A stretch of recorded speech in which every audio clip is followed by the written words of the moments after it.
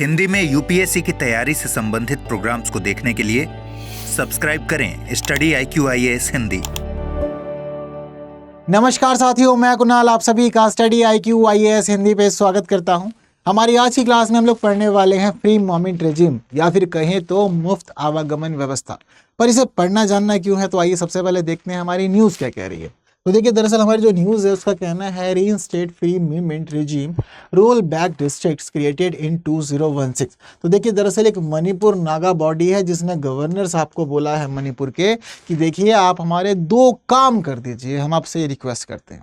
तो कौन कौन से 2 काम करने की बात कही है इन्होंने। जो पहला काम कहा है वो ये कहा है कि देखिए आप हमारी सीमा पर, यानी कि जो हमारे भारत और म्यांमार की सीमा पर FMR चलता है, फ्री मूवमेंट रेजिम चलता है, तो उसके लिए कहा जा रहा है कि आप उसको पहले की तरह ही बहाल कर दीजिए।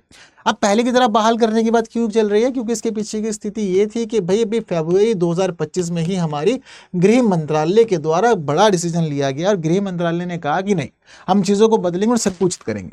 हालांकि गृह मंत्रालय तो पूरी तरह खत्म ही कर देना चाहता था फ्री मूवमेंट रेजिम को, इसके लिए इन्होंने अपनी बात भी कह दी थी, लेकिन उसके बाद इन्होंने ऑफिशियल जो ऑर्डर निकालना था वो नहीं निकाला और फिर बाद में ये निर्णय लिया कि संकुचित करेंगे।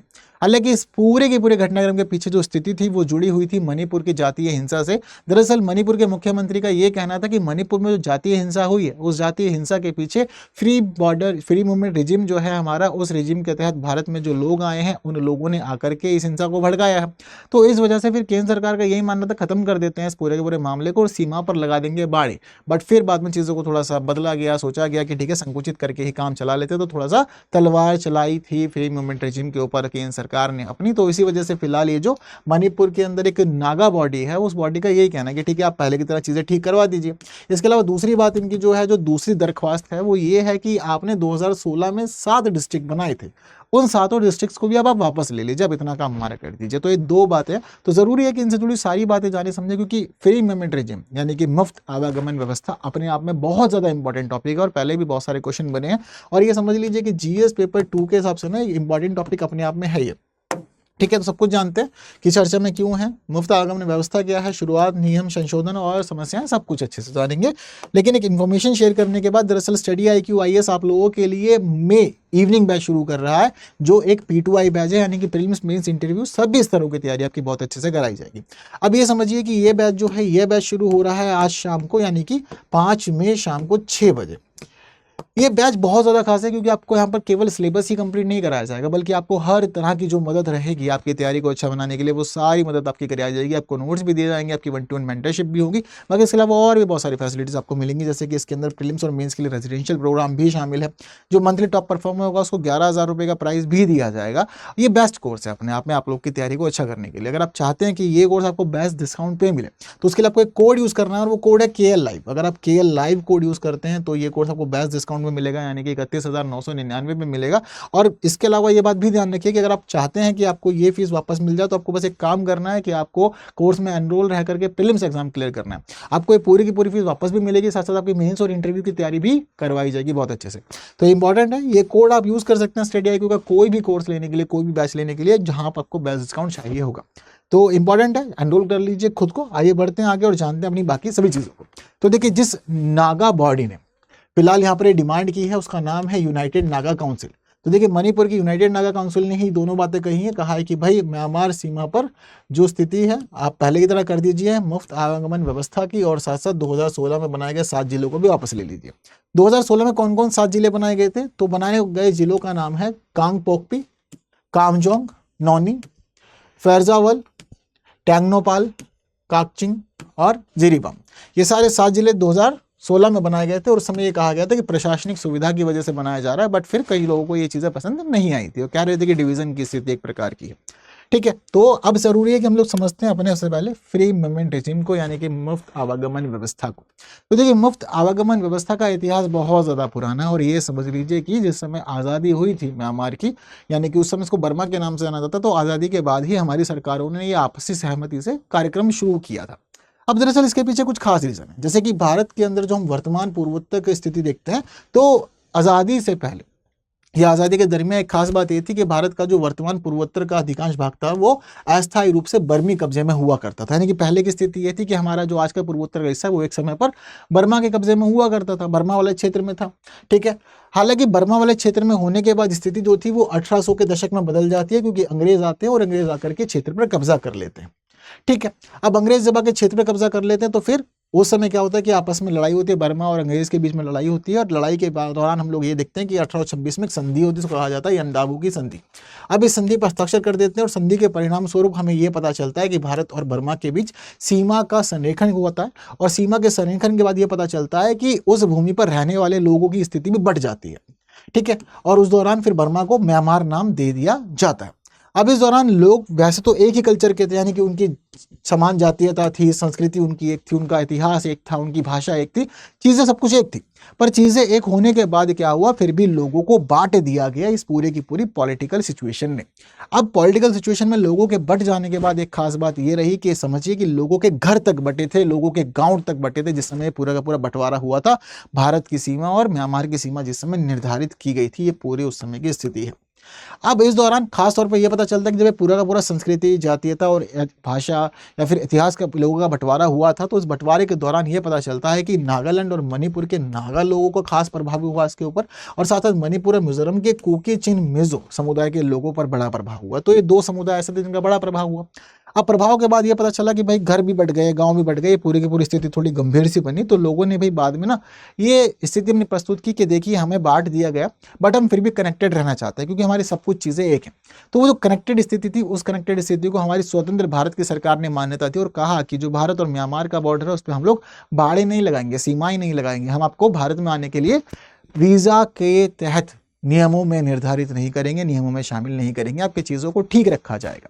तो इसी वजह से हम लोग देखते हैं कि भारत सरकार और म्यांमार सरकार दोनों मिलकर के फैसला लेते हैं कि बाड़ों के बिना लोगों को आने जाने की अनुमति दी जाएगी, ताकि वो अपने परिवार के लोगों से मिल सके, अपने रिश्तेदारों से मिल सके और अपने कल्चर को शेयर कर सके, अपनी भाषा को आगे बढ़ा सकें और बाकी चीज़ों को वो आगे प्रोत्साहित कर सकें। तो इसी वजह से हमें पता चलता है कि 1950 में आके चीज़ें बदलती है स्वतंत्रता के बाद, और 1950 से ही ये व्यवस्था चली आ रही है, जिसको हम लोग आज FMR यानी कि फ्री मूवमेंट रेजिम के रूप में जानते हैं। अब ये समझिए कि भारत ने म्यांमार के कानून के साथ तालमेल बिठाने के लिए अपने पासपोर्ट नियमों में संशोधन किया और उसके बाद इस पूरे के पूरे काम को आगे बढ़ाया। 1950 में पासपोर्ट भारत में प्रवेश नियम में संशोधन किया गया। संशोधन के अलावा इस पूरे की पूरी स्थिति के लिए 1952 में भारत बर्मा संधि ने पहाड़ी जनजातियों के सदस्यों को सामाजिक आर्थिक कारणों से बिना वीजा प्रतिबंध के भारत की सीमा में 40 किलोमीटर के भीतर आने की अनुमति दी। 40 किलोमीटर के भीतर के आने की अनुमति किस प्रकार से दी, अब ये भी समझिए। दरअसल भारत और म्यांमार की खास बात यह है कि ये दोनों देश आपस में 1643 किलोमीटर की सीमा को शेयर करते हैं। कितनी? 1643 किलोमीटर की सीमा को शेयर करते हैं और इसके ऊपर कोई भी बाढ़ नहीं है। अब देखिए इस सीमा की स्थिति किस प्रकार है। टोटल जो सीमा है वो तो 1643 किलोमीटर की है। अब ये जो रेड लाइन आप लोग देख रहे हैं, ये रेड लाइन भारत और म्यांमार के बीच की सीमा निर्धारित करती है। लेकिन इसके अलावा एक खास बात यह है कि एक तरफ तो म्यांमार है, वहीं म्यांमार के दूसरी तरफ हमें भारत के 4 राज्य देखने को मिलते हैं, अरुणाचल प्रदेश, नागालैंड, मणिपुर और मिजोरम। अब टोटल सीमा तो 1643 किलोमीटर की हम लोग यहाँ पर शेयर कर ले रहे हैं। लेकिन इसके अलावा अरुणाचल की बात करें तो अरुणाचल की जो सीमा है वो 520 किलोमीटर की सीमा लगती है म्यांमार के साथ में। वहीं नागालैंड 215 किलोमीटर की सीमा शेयर करता है म्यांमार के साथ। मणिपुर 398 किलोमीटर की सीमा शेयर करता है म्यांमार के साथ, और मिजोरम 510 किलोमीटर की सीमा शेयर करता है यहाँ पर म्यांमार के साथ में। और किसी पे भी कोई भी फेंस नहीं है, यहाँ पर बाड़े नहीं लगाई गई है। ये हमारे 4 खास राज्यों की स्थिति है यहाँ पर जो हमें पता चलती है। तो अब दरअसल क्या था कि यहाँ के लोगों को अब वापस से कनेक्ट करना था, तो कनेक्ट करने के लिए कहा कि भाई देखिए आपके लिए हम वीज़ा प्रतिबंधों के बिना आपको आने जाने की इजाज़त देंगे, लेकिन वीज़ा प्रतिबंधों के बिना आप आ जा तो सकते हैं, लेकिन ये नियम रहेगा आपके लिए केवल और केवल 40 किलोमीटर की सीमा तक। इसका अर्थ ये हुआ यहाँ पर कि देखिए हम आपको आने तो दे रहे हैं, लेकिन ये समझिए कि अगर आप भारत की भूमि में प्रवेश करते हैं तो भारत की भूमि में प्रवेश करने के बाद आपकी जो सीमा है वो 40 किलोमीटर तक ही है। 40 किलोमीटर के बाद आप आगे के क्षेत्र में प्रवेश नहीं करेंगे। ऐसा नहीं है कि आप सोच रहे हैं कि भाई ठीक है फ्री मूवमेंट रेजिम के तहत आ जाएंगे और आने के बाद फिर आप जो हमारा लाल किला घूम के आएंगे, ताजमहल घूम करके आएंगे, या फिर कहीं और घूम करके आएंगे, ये सब चीज़ें होंगी। तो ऐसा काम नहीं करना है आपको, बस अपने लोगों के घर जाना है, अपने कल्चर को शेयर करना है, अपनी चीज़ों को शेयर करना है, आपको बस उसी जगह पर कनेक्शन दिया जा रहा है। अगर आपको आगे आना है तो उसके लिए तो फिर आपको प्रॉपरली वीज़ा वगैरह लेकर के आना पड़ेगा, पर 40 किलोमीटर तक की अनुमति है आपको कि ठीक है आप इस प्रकार से मुफ्त आवागमन व्यवस्था के तहत आ सकते हैं। ये हमारी सरकार ने यहाँ पर क्लियर कर दिया था। तो शुरुआत में चीज़ें जो थी उस प्रकार से शुरू हो गई और शुरू होकर के ये आगे बढ़ती रही, और अब पता चलता है कि दोनों ही तरफ के लोग पारिवारिक और जातीय संबंध अपने स्थापित करते हैं और इस प्रकार से ये काम आगे बढ़ रहा है। हालांकि इस काम को लेकर के थोड़ी सी चीज़ें फिर धीरे धीरे बदली भी। जैसे कैसे बदली, तो देखिए 1968 में इसके लिए एक आधिकारिक सूचना भी आई थी, ठीक है, सरकारी अधिसूचना जारी की गई थी। तो 1950 में मानते हैं कि नियमों को बदला गया था, लेकिन इसके लिए एक अधिसूचना जो थी वो 1968 में आती है, और 1968 में बताया जाता है कि ठीक है हम लोग 40 किलोमीटर के दायरे में लोगों को आने जाने की अनुमति दे रहे हैं। अब सब चीज़ें ठीक तो चल रही थी, लेकिन चीज़ें चलने के बाद क्या हुआ कि सरकारों को महसूस हुआ कि 40 किलोमीटर का जो हम लोगों ने अनुमति दे रखी है, ये अनुमति थोड़ी सी ज़्यादा है और इसको थोड़ा बदला जाना चाहिए। तो सरकार ने 40 किलोमीटर की जो मामला था उसको ख़त्म किया और 2004 में एक बड़ा परिवर्तन किया, और 2004 में परिवर्तन करके ये कहा कि देखिए जी आप सिर्फ अब 16 किलोमीटर तक आ सकते हैं, यानी कि 40 किलोमीटर का मामला इन्होंने खत्म किया और 16 किलोमीटर की सीमा के अंदर तक प्रवेश की ही अनुमति दी गई कि इधर के जो 16 किलोमीटर तक के लोग हैं उन्हीं के लिए ये लागू है, और 16 किलोमीटर तक ही आप प्रवेश कर सकते हैं, इससे ज़्यादा आप प्रवेश नहीं कर सकते हैं जितने भी लोग म्यांमार से आ रहे हैं। ये सरकार ने एक बड़ा परिवर्तन किया। हालांकि इस परिवर्तन के बारे में ये भी पता चलता है कि 2018 में नरेंद्र मोदी सरकार ने एक्ट ईस्ट पॉलिसी के तहत FMR यानी कि मुफ्त आवागमन व्यवस्था को ठीक से लागू किया था और सभी चीज़ें प्रॉपरली क्लियर की थी। तो वैसे तो ये व्यवस्था अपने आप में खास है, पर नरेंद्र मोदी सरकार एक्ट ईस्ट पॉलिसी में आगे बढ़ना चाहती थी, लेकिन रोहिंग्या संकटों की वजह से 1 साल का डिले हुआ, क्योंकि 2017 में ही ये काम हो सकता था, बट फिर 2018 में ये काम हुआ, और 2018 में जब ये काम हुआ तो उसमें बोल दिया गया कि सभी चीज़ें क्या क्या रहेंगी आप समझिए। तो 2018 में सरकार ने इस काम को शुरू किया। शुरू करते समय सरकार ने बोला कि देखिए आपको 16 किलोमीटर तक के क्षेत्र में आने की अनुमति, यानी कि आप इतना ही अंदर तक आ सकते हैं, लेकिन जब आप आएंगे तो आपको आने के लिए ना पहले एक पास बनवाना पड़ेगा, बिना पास के आपकी चीज़ें आगे नहीं बनेगी। तो पास और साथ साथ में एक लिस्ट होती है, उसको कहा जाता है नेटिव लिस्ट। क्या कहा जाता है? Native list. जो नेटिव लिस्ट है वो बताती है कि ये मूल लोग हैं, स्थानीय लोग हैं, यहाँ पर ये सदियों से, मतलब इनकी जो स्थिति है वो यहाँ पर बहुत पुरानी है, प्राचीन स्थिति यहाँ बनी हुई है, यहाँ के मूल निवासी। तो एक मूल निवासियों की सूची भी बनी हुई है। तो मूल निवासियों की सूची के आधार पर ही पास जारी किए जाते हैं, हर किसी को पास जारी नहीं किया जा सकता। ऐसा नहीं कि कोई भी कहेगा कि ठीक है मैं हूं तो मैं जारी कर दूं, नहीं। तो नेटिव लिस्ट है, नेटिव लिस्ट के आधार पर काम चलता। तो सरकार ने कहा कि 16 किलोमीटर तक के एरिया में हम आपको आने की अनुमति दे रहे हैं बिना किसी वीज़ा के, लेकिन ध्यान रखिएगा कि इसके लिए आपको एक पास बनवाना पड़ेगा। जो पास आप बनवाएंगे उसकी वैधता 1 साल तक रहेगी, लेकिन वैधता 1 साल की है, पर अगर आप उस पास का इस्तेमाल करके भारत में प्रवेश करते हैं तो एक बार में आकर के आप 2 सप्ताह तक ही भारत में रह सकते हैं। ये हमारी सरकार ने क्लियर कर दिया, यानी कि 2 सप्ताह के दौरान आपको फिर वापस जाना पड़ेगा और फिर दोबारा आप आकर के 2 सप्ताह तक रह सकते हैं। सारी की सारी अनुमति दी गई। अब इस सारी अनुमति के बाद भी चीज़ें तो थी ठीक ठाक चल रही थी, पर विवादों में मामला कब आया? जब मणिपुर के मुख्यमंत्री ने कहा कि जी मामला गड़बड़ है, परेशानियां हो रही हैं और लोग आ तो रहे हैं इस पूरी की पूरी सुविधा के तहत, पर वही लोग हिंसा भड़का रहे हैं। तो उसके बाद 2024 में हम ये देखते हैं कि हमारी केंद्र सरकार ने कहा कि हम इसको खत्म कर रहे हैं और ये व्यवस्था अब आगे नहीं चलेगी, चीज़ों को हम निपटाएंगे और अपनी बाड़े लगाएंगे। हालांकि ऑफिशियल ऑर्डर नहीं आया था, तो सबको मन में डाउट भी था कि भाई ऑफिशियल ऑर्डर तो नहीं आ रहा है, पर चेक करके तो फरवरी में जब ये मामला बहुत चर्चाओं में आया तो पता चला कि भाई केंद्र सरकार का गृह मंत्रालय इस पूरे मामले पर विचार कर रहा था कि चीज़ों को कैसे लेके चला जाए। तो कुछ बड़े परिवर्तन 2025 के अंदर निर्धारित किए गए इस मुफ्त आवागमन सुविधा के लिए। तो क्या क्या रहा? तो यहाँ पर सरकार ने बोला कि देखिए आपको हम लोग अब तक 16 किलोमीटर तक के एरिया में आने की अनुमति दे रहे थे, लेकिन अब 16 किलोमीटर का मामला नहीं रहेगा, अब 10 किलोमीटर रहेगा।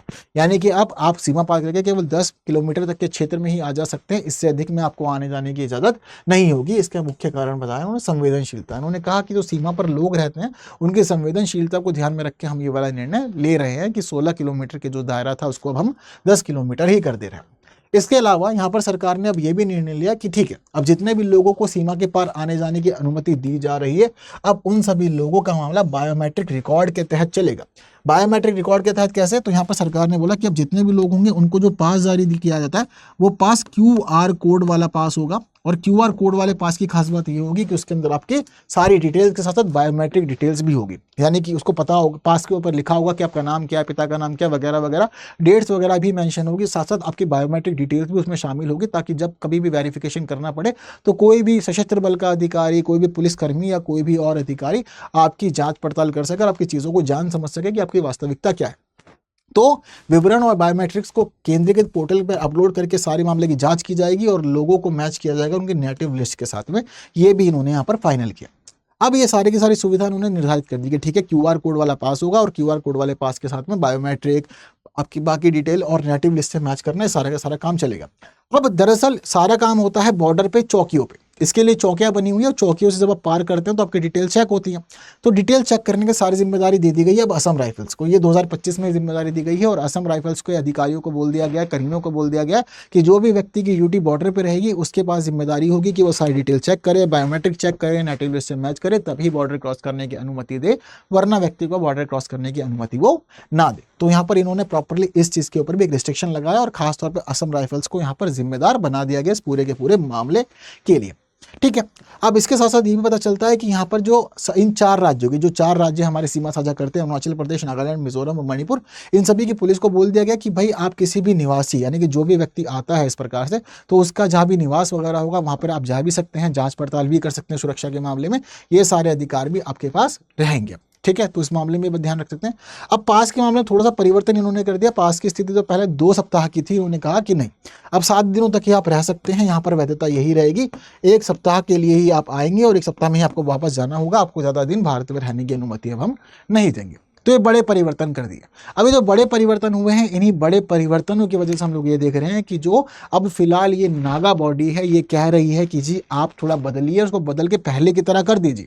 पहले की तरह करने की मांग क्यों चल रही है? क्योंकि अब यहाँ पर यह कहा जा रहा है कि जिस प्रकार के संशोधन हुए हैं, इन संशोधनों की वजह से जो अलग अलग जनजाति के लोग सीमा के दोनों तरफ रह रहे हैं, उन दोनों के बीच संबंध टूट रहे हैं, पारिवारिक स्थिति खराब हो रही है और मामला खराब हो रहा है। साथ साथ लोगों का यह भी कहना है कि देखिए, दरअसल ये जो मुफ्त आवागमन व्यवस्था है, ये व्यवस्था केवल हमारे संबंधों तक ही सीमित नहीं है, बल्कि ये हमारे आर्थिक मामलों के लिए भी महत्वपूर्ण है, हमारी आजीविका भी इससे जुड़ी हुई है।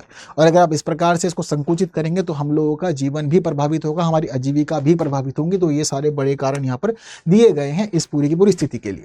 लेकिन फिलहाल भारत के पास बहुत सारे कारण हैं कि वो चाहे तो इस मुफ्त आवागमन व्यवस्था को खत्म कर सकती है या फिर इसको संकुचित कर सकती है। इस पूरे के पूरे घटनाक्रम में सबसे बड़ा रीजन तो मणिपुर हिंसा के अंदर उत्तरदायित्व आना भी था। जिस प्रकार से ब्लेम आया था तो उसके बाद से तो इस प्रकार का डिसीजन लिया जाना जरूरी ही था। इसके साथ साथ ये बात भी है कि भाई हमारी पूरी की पूरी सीमा पर कोई बाढ़ नहीं है। अगर हम लोग मणिपुर की 10 किलोमीटर के क्षेत्र को छोड़ दें तो भारत और म्यांमार की सीमा पर कोई भी बाढ़ लगाई नहीं गई है। तो यहाँ पर भी थोड़ा चिंता का विषय है कि हम लोगों ने छूट जो है वो बहुत ज़्यादा दे रखी है।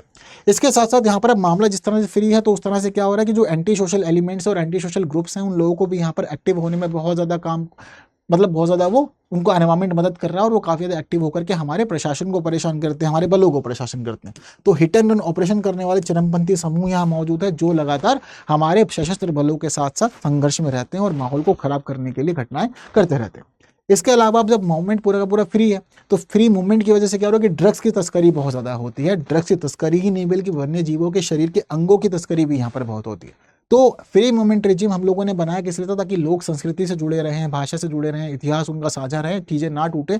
लेकिन जिस तरह की स्थिति यहाँ बनी हुई है ये बहुत ज़्यादा गंभीर हो रखी है, खराब हो रखी है और हमें तस्करी देखने को मिल रही है ड्रग्स की भी और वन्य जीवों के शरीर के अंगों की भी। तो यहाँ पर ये वाला मामला भी खराब है। और इसके अलावा मणिपुर के अंदर बीते दिनों जो हिंसा हुई थी उसमें तो हम लोगों ने देखा ही था कि इनका नाम आया था। लेकिन साथ साथ जो चल रहा है म्यांमार में गृह युद्ध, उस म्यांमार के गृह युद्ध की वजह से भी भारत के ये पूरा का पूरा सिस्टम जो है वो बहुत ज़्यादा प्रभावित हुआ है। क्योंकि म्यांमार के अंदर अब आज के समय में हम ये देखते हैं कि लोकतांत्रिक सरकार जो थी आंग सान सू की, उसका तख्ता पलट हुआ और जुंटा ने सरकार अपने हाथ में ले ली, सारा शासन अपने हाथ में ले लिया, जिसके बाद बहुत सारे लोग उस एनवायरमेंट में रहना नहीं चाहते। तो वो लोग पलायन कर रहे हैं और बड़ी संख्या में भारत में अवैध प्रवासी घुसपैठ कर रहे हैं और वो इसी सीमा से ही कर पा रहे हैं। तो यहाँ पर भी एक चिंता का विषय हम लोगों के लिए। तो बहुत ज़्यादा परेशानियाँ हो रही हैं भारत को। हालांकि चीज़ें अच्छों के लिए सोची गई थी कि चीज़ें अच्छी हो, काम अच्छा हो, लेकिन मामला जो है वो बहुत ज़्यादा यहाँ पर खराब हो गया है और चीज़ें दिक्कतों में है। बात क्लियर है सारी की सारी। तो ये सारे वो कारण हैं जिन कारणों की वजह से सारी दिक्कतें हमें यहाँ देखने को मिल रही थी। ठीक है, तो बस आज की क्लास में इतना ही। जितनी महत्वपूर्ण बातें हमें करनी थी फिलहाल आप लोग दीजिए मुझे इस प्रश्न का उत्तर कॉमेंट बॉक्स में। और हमारा जो क्वेश्चन है वो ये है कि भारत और म्यांमार के मध्य मुफ्त आवागमन व्यवस्था के में निम्नलिखित में से कौन सा राज्य शामिल नहीं है? मिजोरम, मणिपुर, त्रिपुरा या फिर नागालैंड? तो इसका आंसर कमेंट में दीजिएगा। बाकी स्टडी IQ IAS हिंदी हमारा मेन प्लेटफॉर्म है जहां हम लोग मुलाकात करते हैं। बाकी हम मिल सकते हैं टेलीग्राम, इंस्टा, फेसबुक और एक्स पे भी, और इस QR को स्कैन करके आप पहुंच सकते हैं सीधा मेरे टेलीग्राम ग्रुप पे। तो बस आज की क्लास में इतना ही। सेशन इन्फॉर्मेटिव है तो बाकी से शेयर जरूर करना है। जिन्होंने लाइक नहीं किया, लाइक के बिना कोई नहीं जाएगा। बाकी की बातें होंगी आने वाली और क्लासेस में कुछ नए विषयों के साथ। तब तक के लिए दीजिए मुझे विदा। Thank you so much. जय हिंद। हिंदी में यूपीएससी की तैयारी से संबंधित प्रोग्राम्स को देखने के लिए सब्सक्राइब करें स्टडी IQ IAS हिंदी।